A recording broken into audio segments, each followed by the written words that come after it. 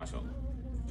أشهد أشهد أن أن لا لا إله إله إلا إلا الله الله وأشهد وأشهد أن أن محمدا محمدا رسول رسول الله الله وأشهد وأشهد أن أن عيسى عيسى عبد عبد الله الله ورسوله. ورسوله. ما شاء الله. تكبير تكبير تكبير ما شاء الله. La plupart des gens vont voir dans cette vidéo une conversion à l'islam. Mais en réalité, c'est une conversion au sunnisme. Le témoignage prononcé est le témoignage du sunnisme, et non pas celui de l'islam. Vous pourrez constater qu'en guise de séduction pour les gens du christianisme, il est ajouté à la double shahada une troisième partie incluant le Messie d'Israël. Or, ni le Messie, ni Mohammed ne peuvent être placés à côté du témoignage dont la raison d'être est la reconnaissance de l'unicité divine.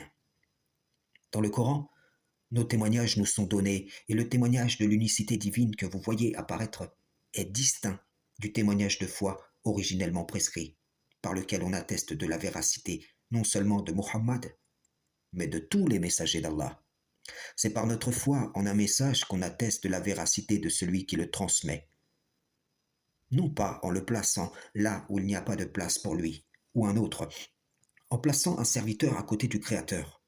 On altère un témoignage qui a précédé tous ses serviteurs, et qui ne peut donc pas changer après le passage, la venue de l'un d'entre eux.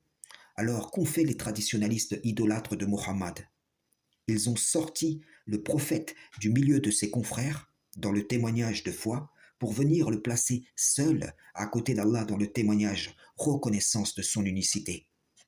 De cette façon, ils ont opéré une distinction, une différenciation d'un messager par rapport aux autres, et ceci est une trahison manifeste de la prescription divine. Les premiers à suivre Mohammed ont attesté de sa véracité en disant « Nous croyons à ce qu'on a fait descendre sur nous », mais ils n'ont jamais placé celui-ci là où il est interdit d'associer qui que ce soit ou quoi que ce soit. Je vous le dis, le prophète, les pieux prédécesseurs dont se réclament les traditionalistes, y compris les chiites qui eux ajoutent en troisième position Ali, tout cela seront reniés par les véridiques d'entre eux, dont ils se réclament exactement de la même manière dont Issa, fils de Mariam, dira aux adhérents au christianisme « Je ne vous ai jamais connu ». Si la personne de la vidéo était chrétienne, sans bien sûr vouloir porter atteinte à sa sincérité, il est passé du christianisme au sunnisme, d'une idole conceptuelle à une autre, et demeure donc sous la domination de Satan le banni. Frères et sœurs en islam, salam, shalom.